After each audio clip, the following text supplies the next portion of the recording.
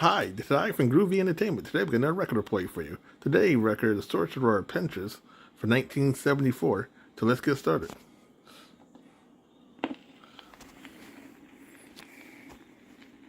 This is the story of the Sorcerer's Apprentice.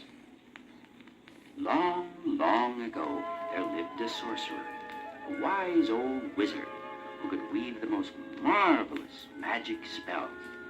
He could turn princes into field mice, pebbles into pure gold, and he could make himself disappear, presto, in a puff of pale blue powder. The sorcerer lived in a castle high above the River Rhine. The castle had tall towers, twisted turrets, and a maze of vaulted passageways which led to a deep, dank cellar. The cellar was the sorcerer's workshop. One side of the cellar was lined with shelves of musty, dusty, leather-bound books. By far the most important book of all was an enormous volume called Complete Magic Spells and Incantations. It contained the sorcerer's secrets, all his charms and conjurations, all his rites and rituals, and all his symbols and secret words. This book stood alone on the top shelf, where it was guarded day and night by an old green-eyed owl. The book was always locked, and the sorcerer always wore the key around his neck. On the other side of the cellar was the sorcerer's laboratory. There stood the sorcerer's kiln, his cosmic oven, and the distillery where he made secret chemical concoctions. And there, too, were all the other tools of the sorcerer's trade: cauldrons and kettles, flagons and flasks, allantirs and ampullars, bubbling beakers and vapor-filled vessels, and piles of phosphorescent stones ready to be pulverized into magic powders and potions. In the middle of the workshop was a water tub. Every day the tub had to be filled. Heavy buckets of water had to be brought all the way up the steep stone steps which led from the River Rhine.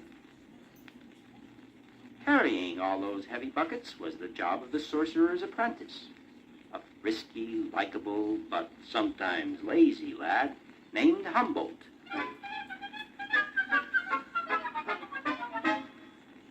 Humboldt wanted to be a sorcerer too someday, and so he worked at the castle in return for lessons in magic. Humboldt loved the lessons, but he hated the chores. He hated the sweeping and cleaning and rubbing and scrubbing. Most of all, he hated having to carry bucket after bucket of water up the steep stone steps. Humboldt preferred to skip and sing, to chase squirrels or play with the sorcerer's cat, or just to sit by the river bank, daydreaming and watching the beautiful Rhine flow through the countryside. The sorcerer knew this, for he was wise in the ways of lazy boys. And whenever he caught Humboldt loafing or napping or making up excuses, the sorcerer made him work twice as hard. None of Humboldt's mumbling or grumbling could change the sorcerer's mind. An apprentice must work. An apprentice must learn. An apprentice must learn his magic power, said the sorcerer. Magic is a powerful tool, my boy. Far too powerful to use unless you know how to use it wisely. Sorcery is far more than casting a spell. You will see someday. One day, the sorcerer was called to a meeting in the Black Forest. Before going, he climbed the library ladder and copied some words out of the big book of magic. Then he said to Humboldt, "All the wizards and wise men from far and near have called a conclave.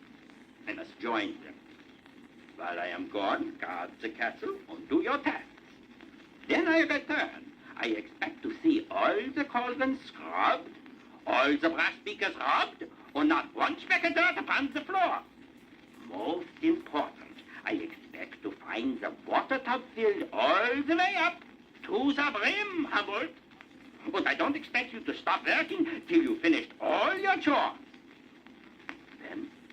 sorcerer covered himself with his cloak and mumbled a few magic words.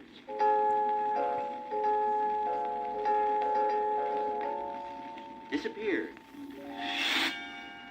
A puff of pale blue powder, which promptly settled all over the furniture and the floor.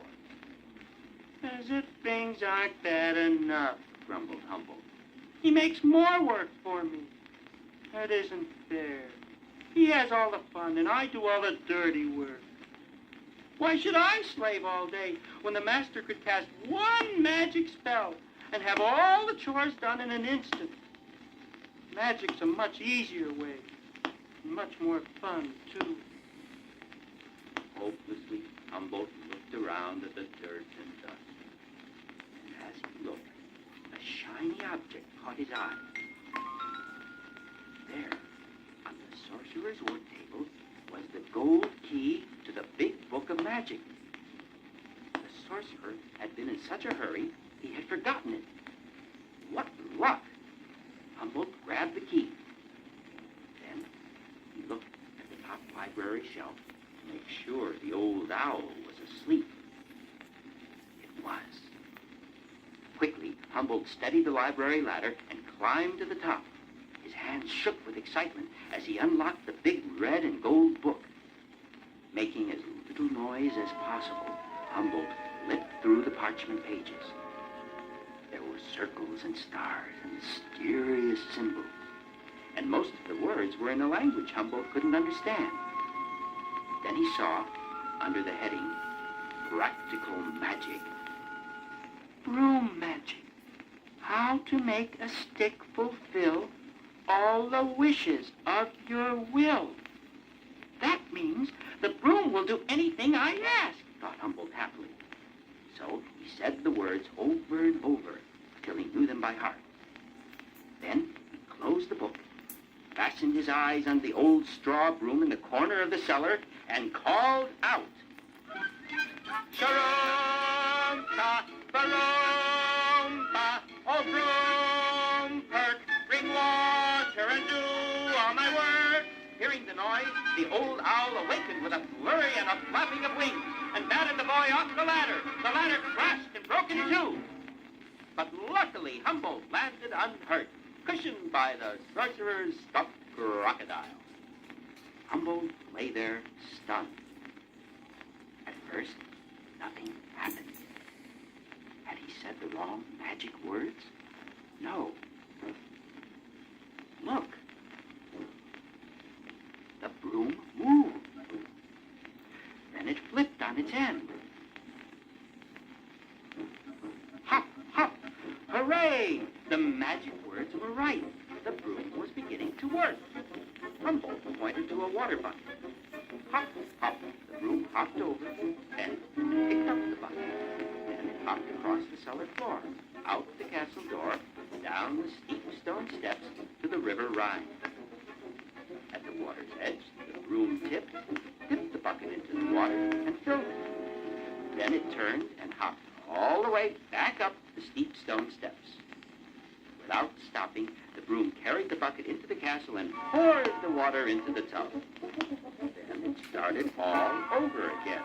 It hopped to the door and began hopping, bobbing, bumping, bumping down to the river bank. Hooray! Humboldt shouted with delight. I did it! I did it! I made the magic work for me!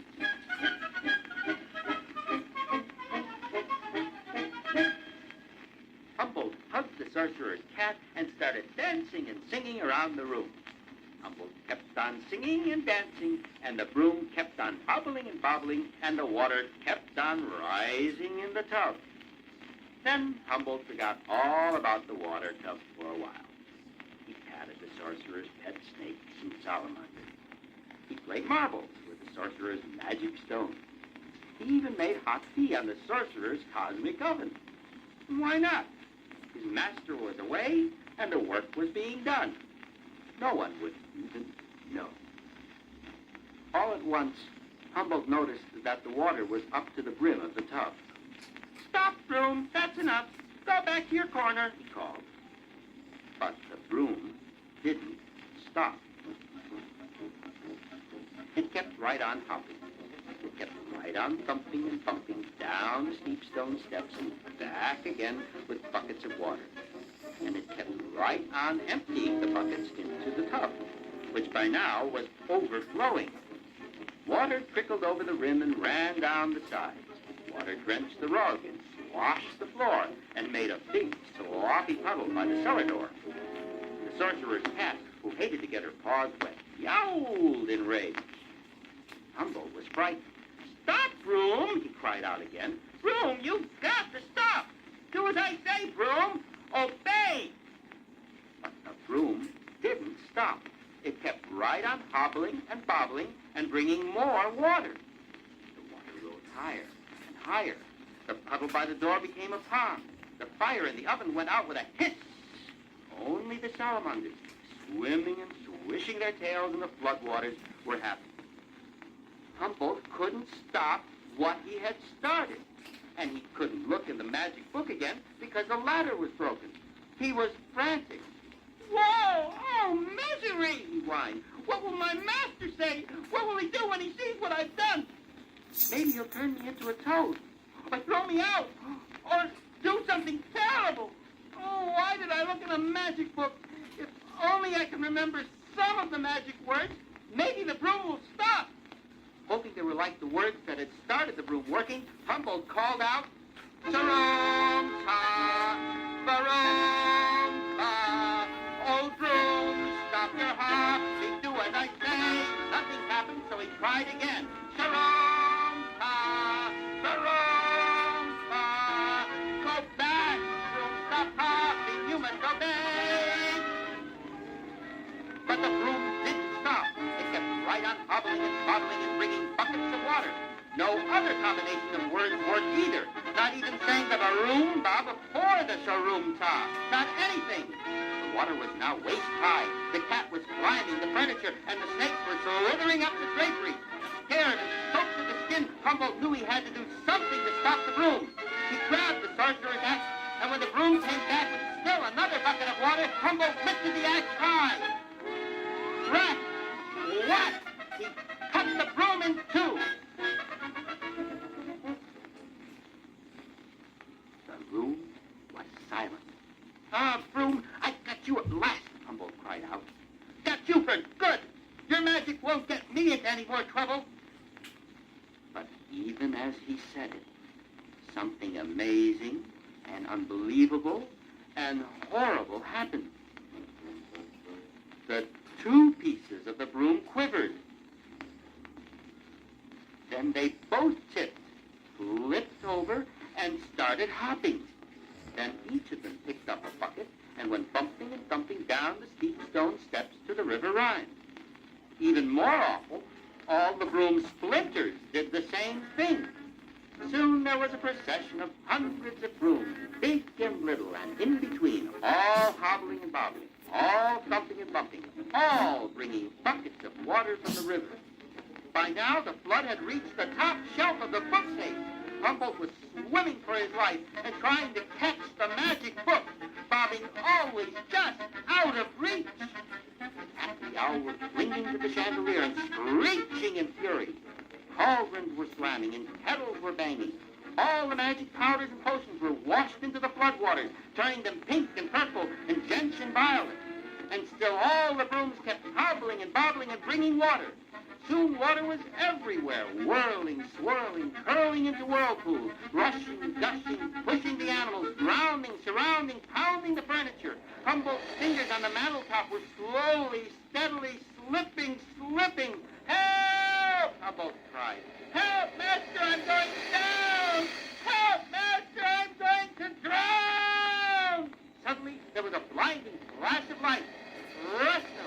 In a puff of pale blue powder, the sorcerer appeared at the top of the steps. He bellowed angrily, "Five! Fourth broom! Who's got fun? Slowly, the water subsided. Slowly, Humboldt floated to the floor. Slowly, everything became as it had been. "Master, it was only a joke, Humboldt muttered feebly. Please don't punish me. Ha! Said the sorcerer, his eyes flashing fire. Then he pointed to the water bucket.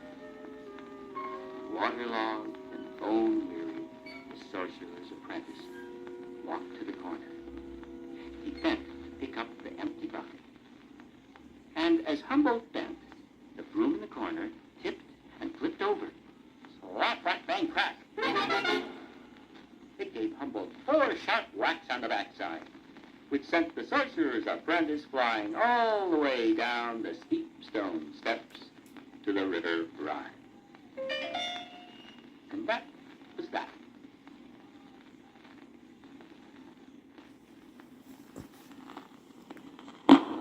So that was the sorcerer apprentice for 1974. So if you like, subscribe, share, and comment, have a groovy day with another video coming out real soon.